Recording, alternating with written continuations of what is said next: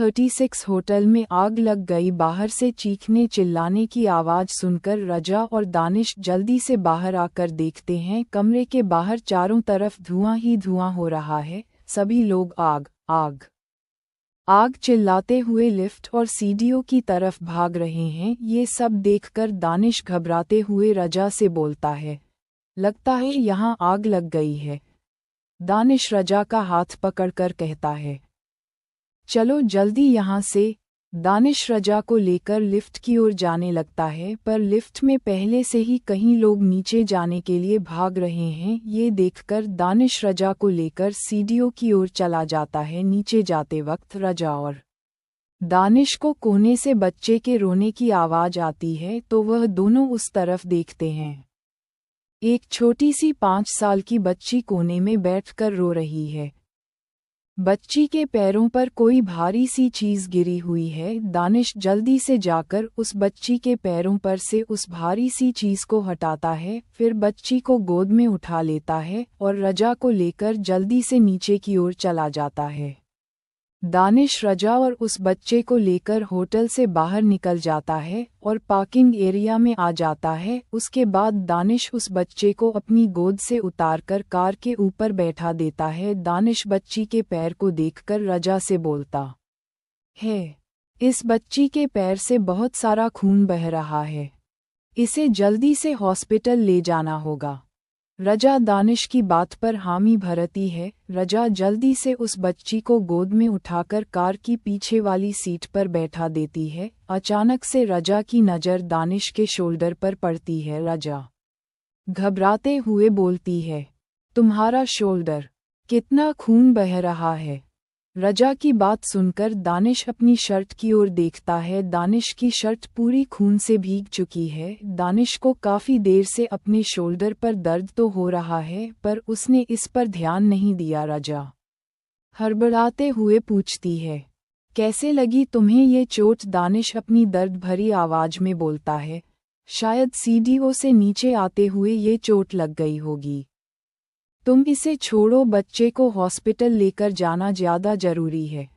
दानिश जल्दी से driving seat की ओर जाने लगता है। रजा दानिश का हाथ पकड़कर उसे रोककर बोलती है, तुम पागल हो गए हो? तुम्हारे शोल्डर से कितना खून बह रहा है, खून से पूरी शर्ट भीग गई है।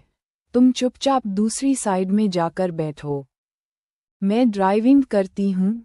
रजा दानिश को कार में बैठाकर खुद ड्राइविंग सीट पर जाकर बैठ जाती है और जल्दी से कार स्टार्ट करके पार्किंग से बाहर चली जाती है। रजा हड़बड़ाते हुए पूछती है, कैसे लगी तुम्हें ये चोट? दानिश अपनी दर्द भरी आवाज़ में बोलता है, शायद सीढ़ियों से नीचे आते हुए ये चोट लग गई होगी। तुम इसे छोड़ो, बच्चे को हॉस्पिटल लेकर जाना ज़्यादा ज़रूरी है।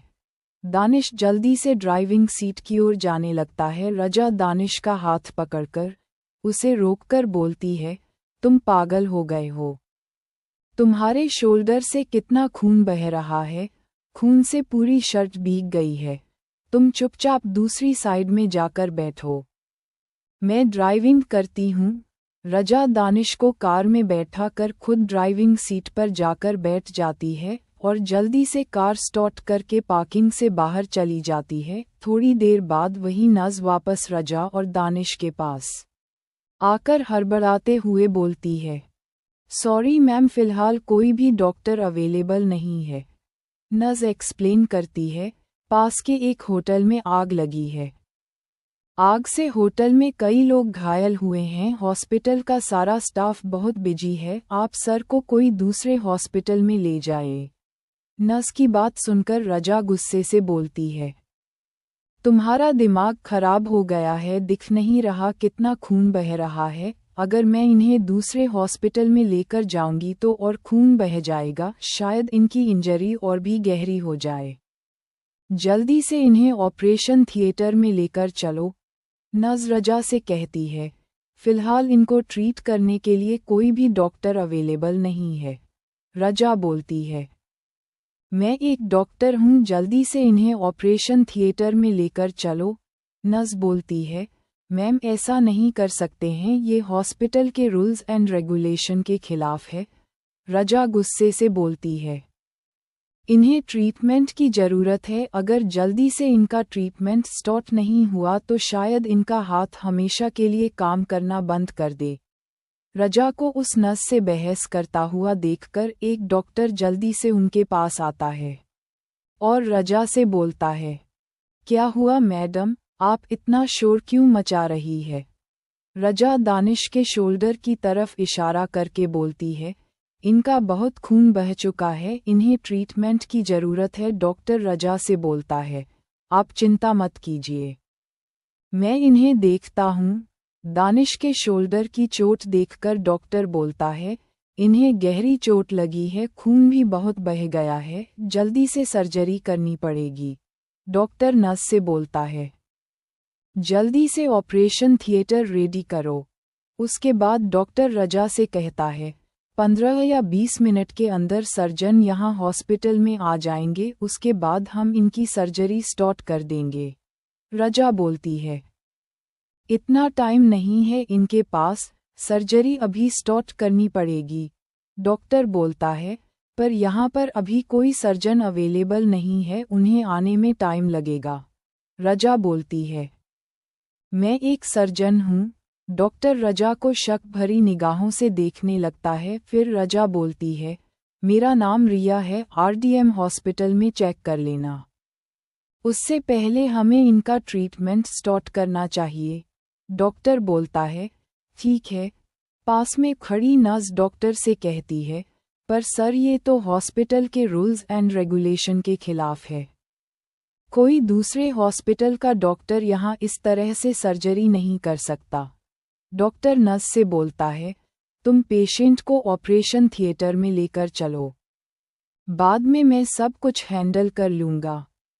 रजा और डॉक्टर जल्दी से चेंज करके ऑपरेशन थिएटर में चले जाते हैं और ट्रीटमेंट स्टार्ट कर देते हैं। करीब 1.25 घंटे तक सर्जरी चलती है। ऑपरेशन थिएटर से बाहर निकलते हुए डॉक्टर रजा से कहते हैं, इनके शोल्डर से कांच के बहुत सारे टुकड़े निकले हैं, शायद कोई कांच की चीज गिरी होगी।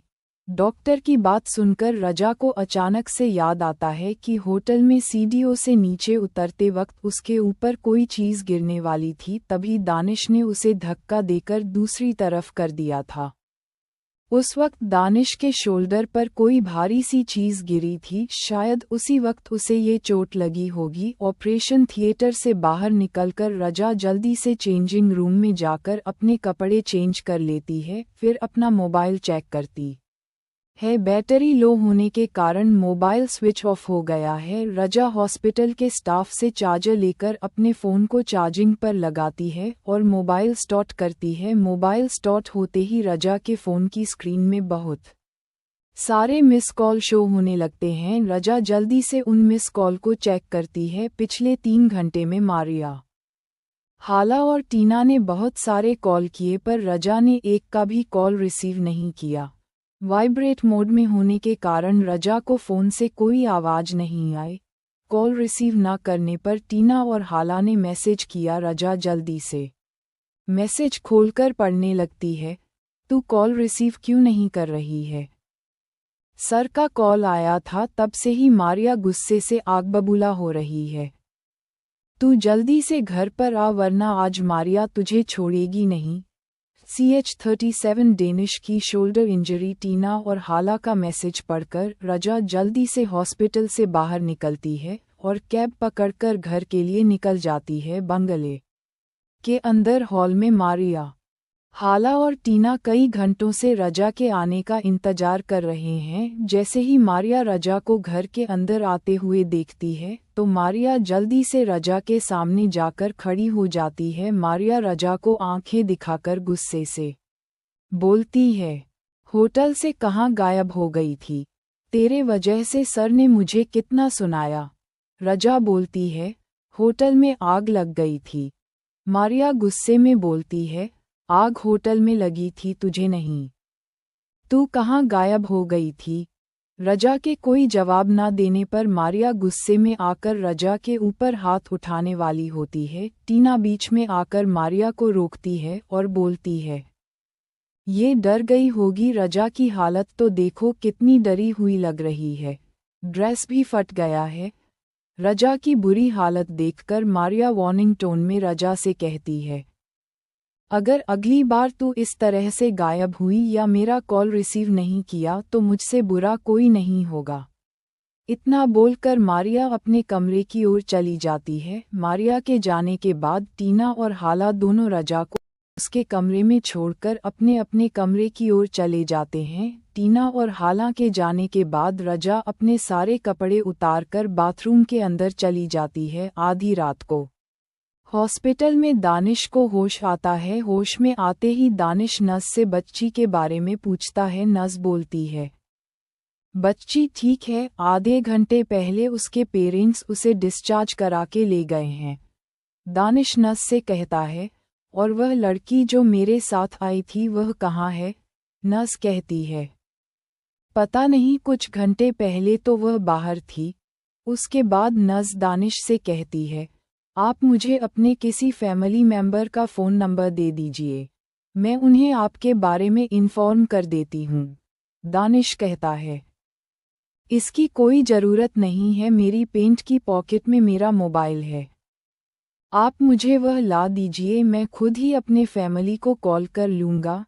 कुछ मिनटों बाद नस दानिश को उसका मोबाइल ला कर देती है। दानिश अपनी फैमिली को कॉल करके अपने बारे में इन्फॉर्म कर देता है। 1-1.5 घंटे के बाद दानिश की फैमिली हॉस्पिटल आ जाती है। सुबह तक रियाज और सभी दोस्तों को दानिश के एक्सीडेंट के बारे में पता चलता है। सभी दोस्त दानिश से मिलने के लिए हॉस्पिटल निकल जाते हैं। हॉस्पिटल के वार्ड में दानिश बेड पर लेटा हुआ है। अपने सभी दोस्तों को हॉस्पिटल में अपने सामने देखकर दानिश खुश हो जाता है। कुछ मिनटों बाद नस दानिश को उसका मोबाइल ला कर देती है। दानिश अपनी फैमिली को कॉल करके अपने बारे में इन्फॉर्म कर देता है।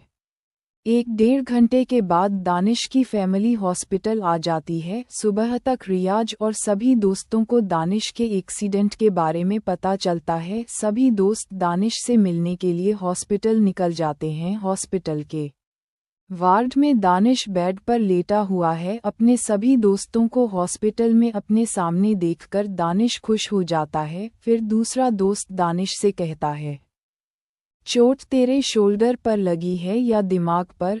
हम सब तुझसे तेरे एक्सीडेंट के बारे में पूछ रहे हैं और तू हंस रहा है। दानिश मुस्कुराते हुए बोलता है, कल मैं उससे मिला था। उसी वक्त रियाज हॉस्पिटल वार्ड में अंदर आते हुए दानिश से कहता है, किससे? रियाज की आवाज़ सुनकर दानिश और सभी दोस्त दरवाजे की ओर देखते हैं। रियाज अंदर आता है और बेड के पास जाकर दानिश के सामने खड़ा हो जाता है। रियाज की आंखें देखकर साफ पता चल रहा है कि वह कल रात को बिल्कुल भी सोया नहीं है। रियाज कल पूरी रात होटल में लगी हुई आग के मामले को सुलझा रहा था। सभी दोस्त रियाज को हग करके हाय बोलते हैं। एक दोस्त रियाज से पूछता है, क्या हुआ, कुछ पता चला? होटल में आग कैसे लगी? रियाज बोलता है, अभी तक तो नहीं पर जल्दी पता चल जाएगा।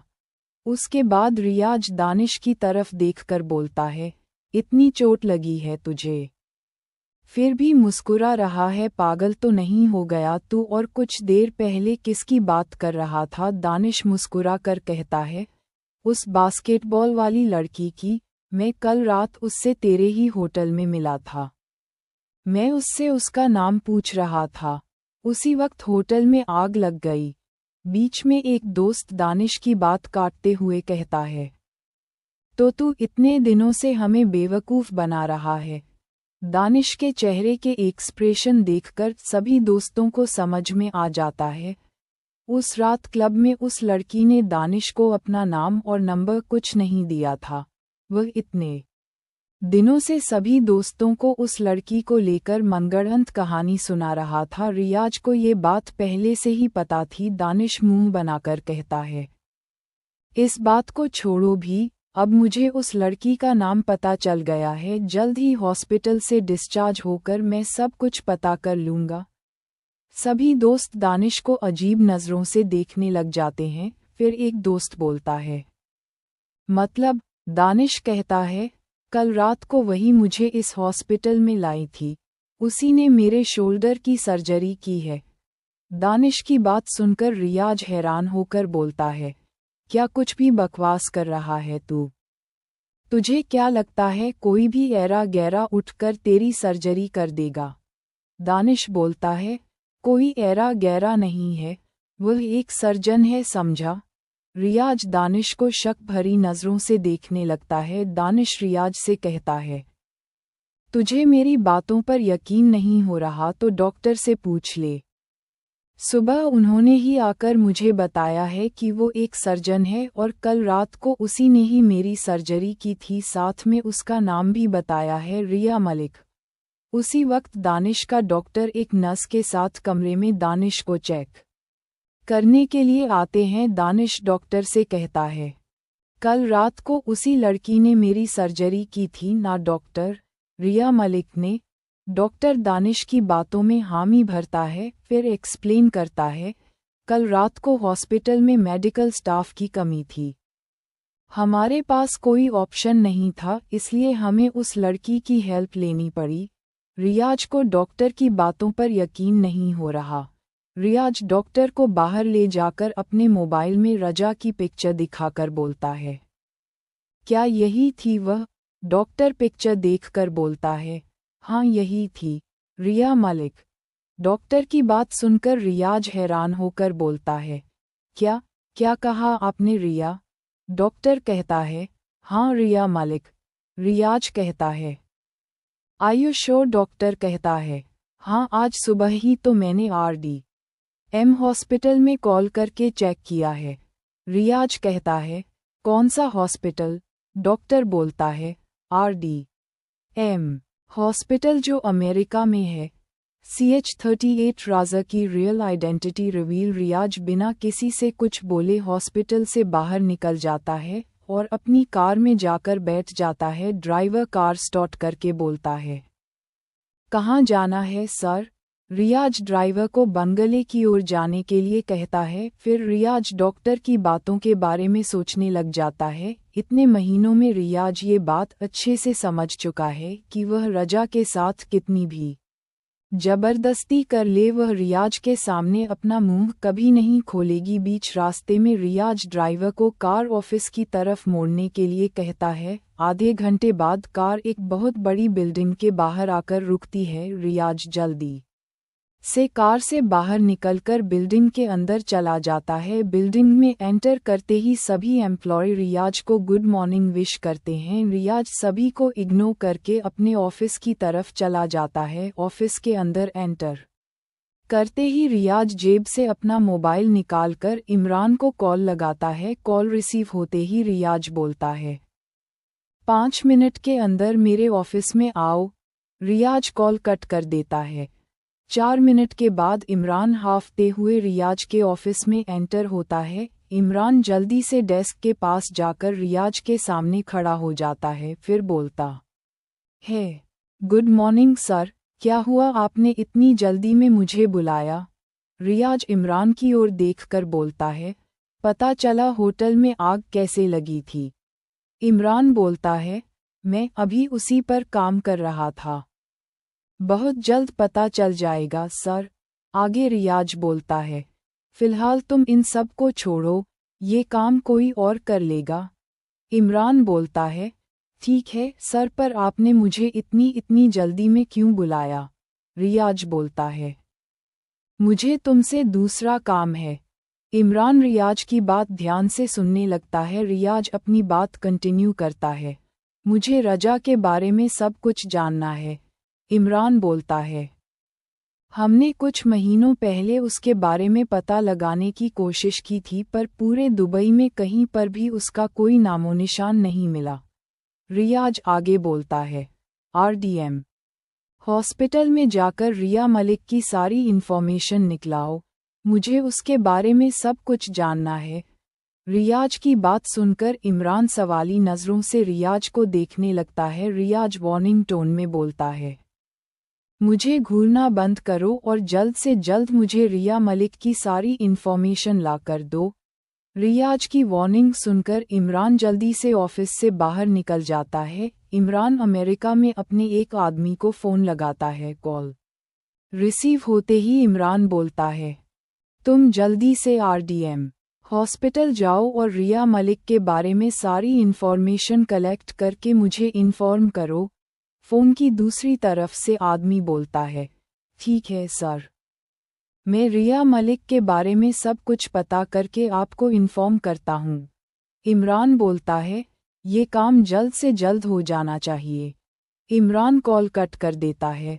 दूसरी तरफ अयान के मोबाइल पर अब्बास ने हॉस्पिटल का सीसीटीवी फुटेज सेंड किया है। अयान जल्दी से उस सीसीटीवी फुटेज प्ले करके ध्यान से देखता है। ये सीसीटीवी फुटेज कल रात का है जब रिया दानिश और उस बच्ची को हॉस्पिटल लेकर गई थी। अब्बास ने ये सीसीटीवी फुटेज हॉस्पिटल से कलेक्ट करके अयान को भेजा है। सीसीटीवी फुटेज को देखने के बाद अयान अब्बास को कॉल करता है। अब्बास बिना देरी करे अयान का कॉल रिसीव कर लेता है। अयान बोलता है, कहाँ है रिया? अब्बास कहता है, मुझे नहीं पता, मैं कोशिश कर रहा हूँ उसे ढूंढने की। अब्बास की बात सुनकर अयान उस पर भड़क जाता है। अयान गुस्से में बोलता है, इतने दिन हो गए अब तक तुमने रिया का पता नहीं लगाया, ना जाने किस हालत में होगी वो। लगता है बहुत बड़ी गलती कर दी है मैंने तुम्हें ये काम देकर। छोड़ो, इस काम के लिए मैं किसी और को ढूंढ लूँगा। अयान की बातें सुनकर अब्बास को भी थोड़ा गुस्सा आ जाता है। अब्बास गुस्से में अयान से कहता है, ये सब इतना आसान नहीं है अयान। ये शहर ही नहीं बल्कि पूरे दुबई में रियाज का राज चलता है। रियाज से छुपकर रिया के बारे में पता लगाना बहुत मुश्किल है। दुबई की रॉयल फैमिली के बाद दुबई में अगर किसी का राज चलता है तो उसका नाम रियाज शेख है। अब्बास एक गहरी सांस लेता है, फिर खुद को शांत करके अयान से कहता है, देख मैं पूरी कोशिश कर रहा हूँ रिया के बारे में पता करने की। ये काम बिल्कुल भी आसान नहीं है अयान, मुझे थोड़ा वक्त दो।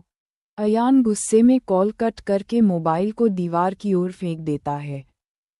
मोबाइल दीवार से लगकर टूट के जमीन पर गिर जाता है। अगले दिन रियाज के ऑफिस में इमरान अपने हाथों में एक फाइल लेकर अंदर आता है। रियाज अपने ऑफिस डेस्क पर बैठकर लैपटॉप पर काम कर रहा है। इमरान रियाज के पास जाकर फाइल डेस्क पर रख देता है, फिर रियाज से बोलता है, सर इस फाइल में रिया मलिक की सारी इन्फॉर्मेशन है। जैसे ही इमरान की बात रियाज के कानों में पड़ती है, रियाज लैपटॉप बंद करके डेस्क पर से फाइल उठाकर पढ़ने लग जाता है। फाइल में रिया की क्वालिफिकेशन, फैमिली बैकग्राउंड, दोस्त, रिश्तेदार सबकी इन्फॉर्मेशन है। यहाँ तक कि फाइल में रिया की हेल्थ को लेकर भी सारी डिटेल मेंशन है। मानना पड़ेगा इमरान के कनेक्शन बहुत स्ट्रॉन्ग है। उसके आदमियों ने 24 घंटे के अंदर रिया मलिक की सारी इन्फॉर्मेशन कलेक्ट करके फाइल रियाज की डेस्क पर रख दी। रियाज जैसे जैसे फाइल पढ़ता है, हर एक लाइन के साथ उसके एक्सप्रेशन चेंज होते हैं। फाइल को अच्छे से पढ़ लेने के बाद रियाज अपनी जगह से खड़ा होता है और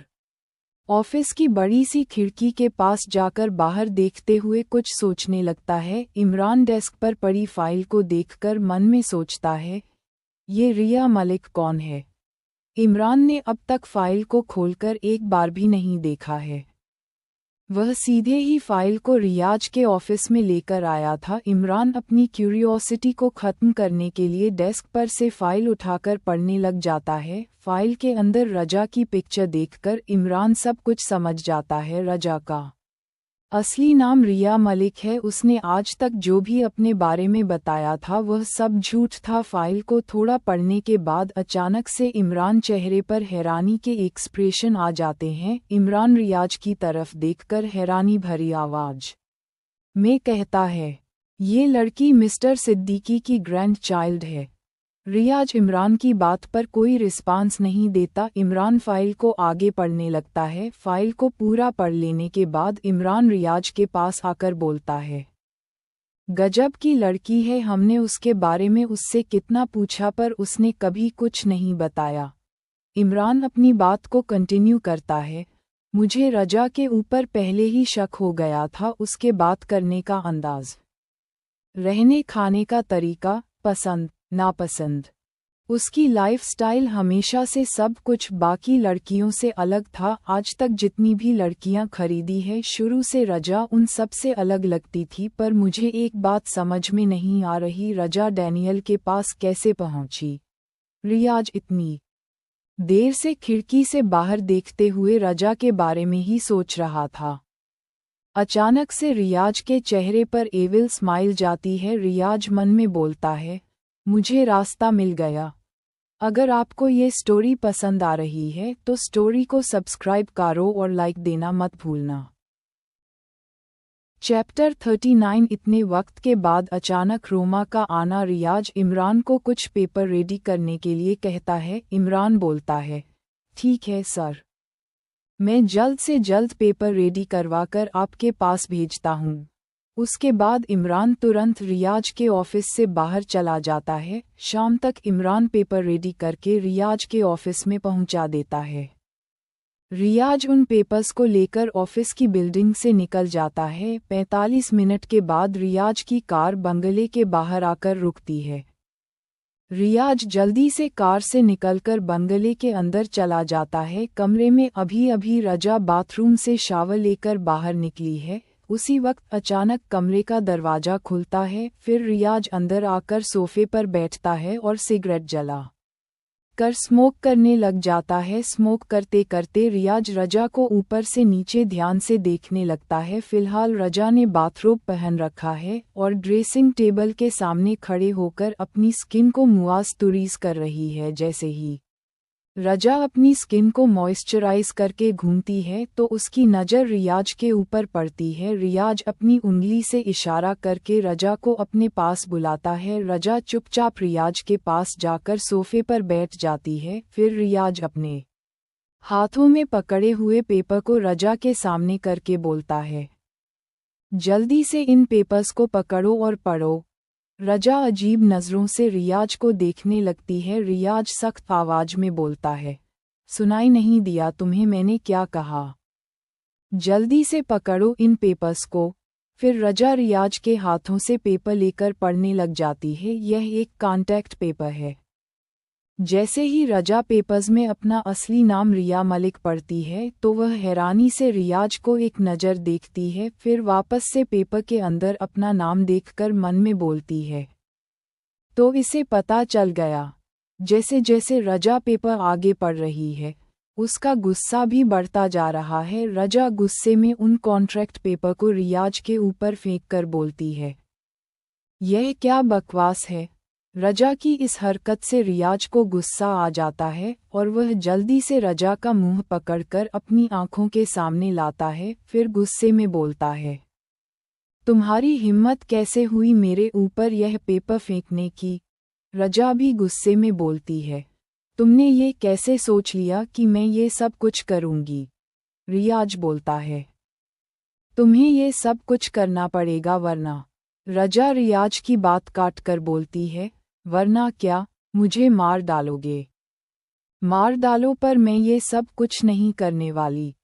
रियाज रजा का मुंह छोड़कर सोफे से खड़ा होता है। फिर रजा को आंखें दिखाकर बोलता है, 3 दिन है तुम्हारे पास, मान जाओ वरना मुझसे बुरा कोई नहीं होगा।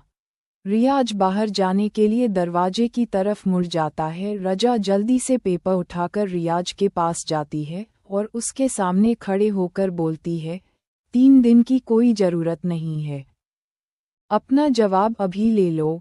रजा उन पेपर के टुकड़े टुकड़े करके रियाज के हाथों में देकर बोलती है, ये रहा तुम्हारा जवाब। तुम जो चाहते हो वह मैं इस जिंदगी में कभी नहीं करूंगी, इससे बेहतर तो मैं मरना पसंद करूंगी।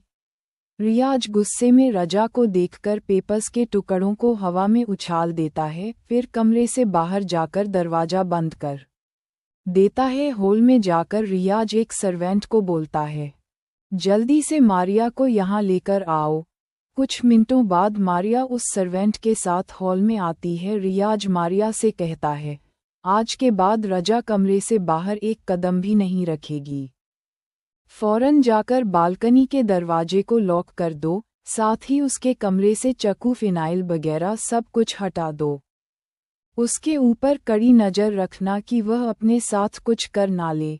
मारिया रियाज को ओके कहती है। उसके बाद रियाज बंगले से बाहर निकलकर अपनी कार में बैठ जाता है। ड्राइवर कार स्टार्ट करके बंगले से चला जाता है। 3 दिन के बाद रजा के कमरे का दरवाज़ा खुलता है और रोमा अंदर आती है। इतने वक्त के बाद रोमा को अपने सामने देखकर रजा हैरान हो जाती है। रोमा अपने हाथों में एक ट्रे के अंदर चाय और रजा का फेवरेट सैंडविच लेकर रजा के पास जाती है। रजा रोमा से कहती है, तुम यहाँ?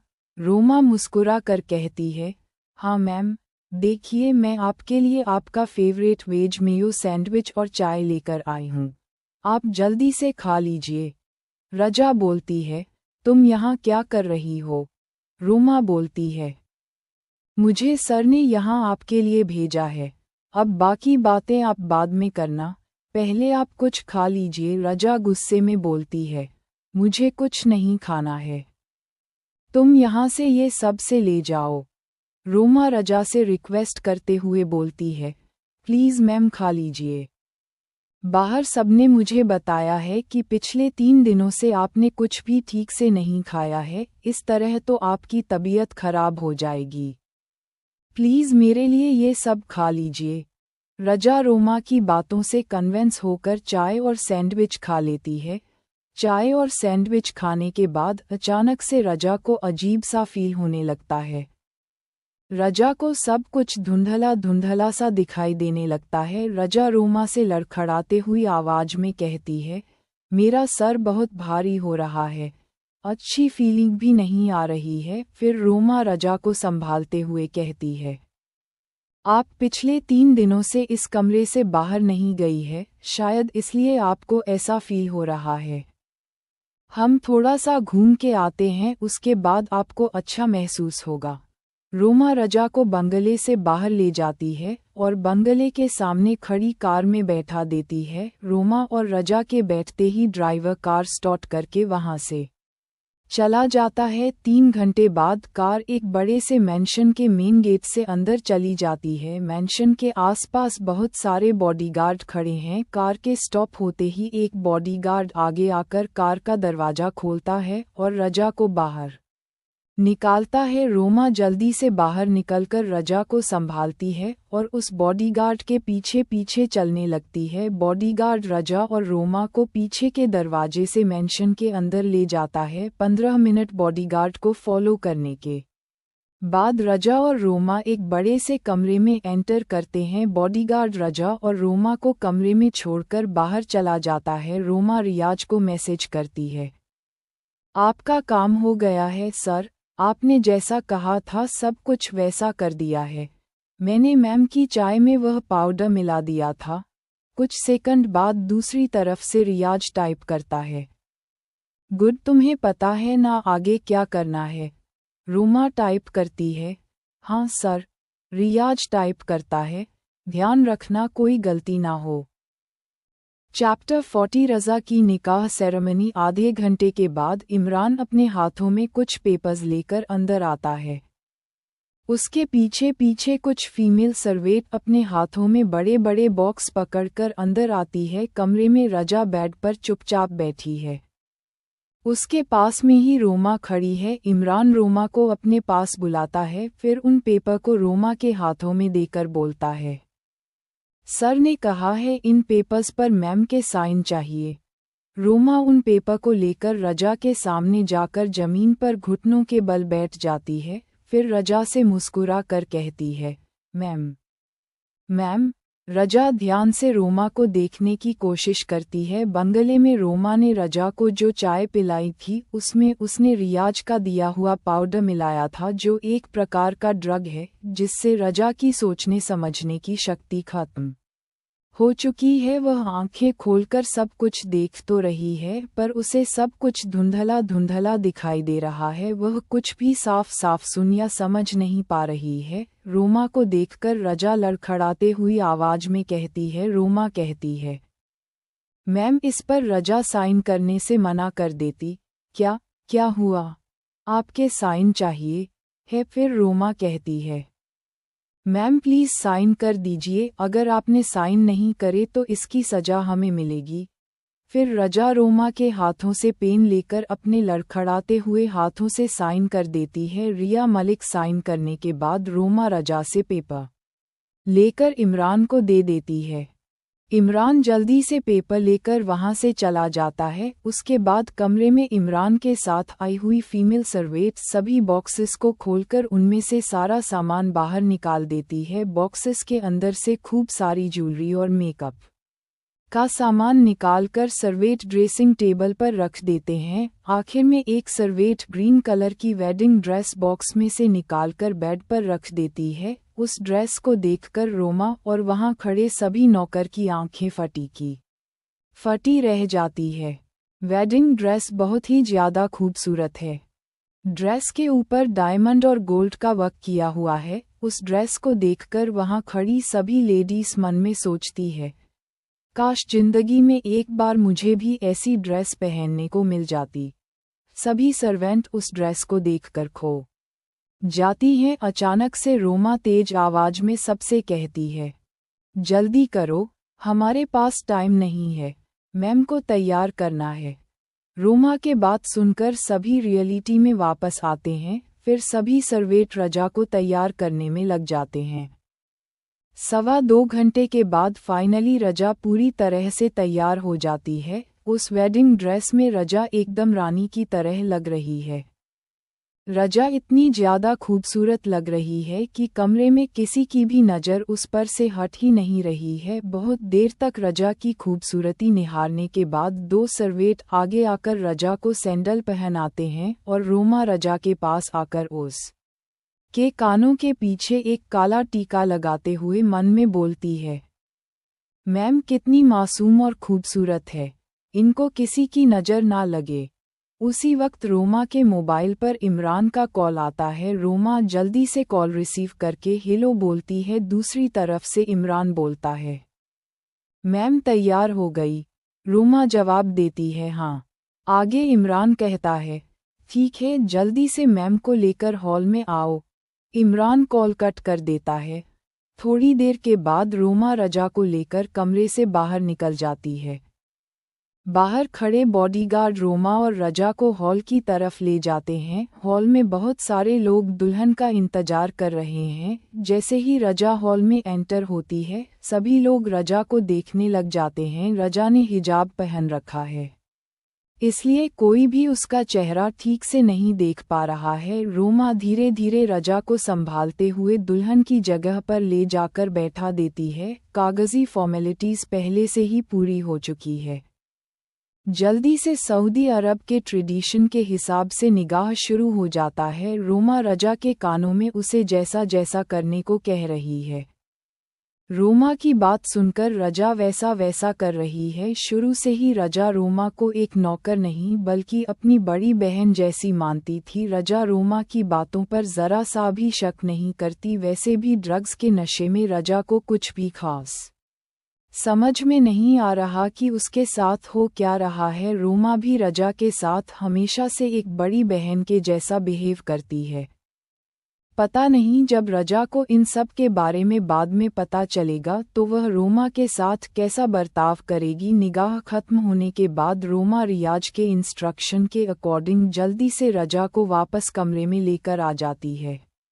रजा बहुत थकी थकी सी दिख रही है। रोमा रजा को बेड पर सुला देती है। अगले दिन सुबह जल्दी 5 बजे रजा की नींद खुल जाती है। रजा धीरे से बेड पर बैठकर उस अनजान कमरे में चारों तरफ नजरें घुमाने लग जाती है। अचानक से रजा को अपने शरीर पर कुछ भारी भारी सा फील होता है। जैसे ही वो खुद को दुल्हन के लिबास में देखती है तो रजा की आंखें हैरानी के कारण बड़ी हो जाती है। निकाह के बाद रजा बहुत थक गई थी और उसके शरीर में ड्रग का नशा भी था।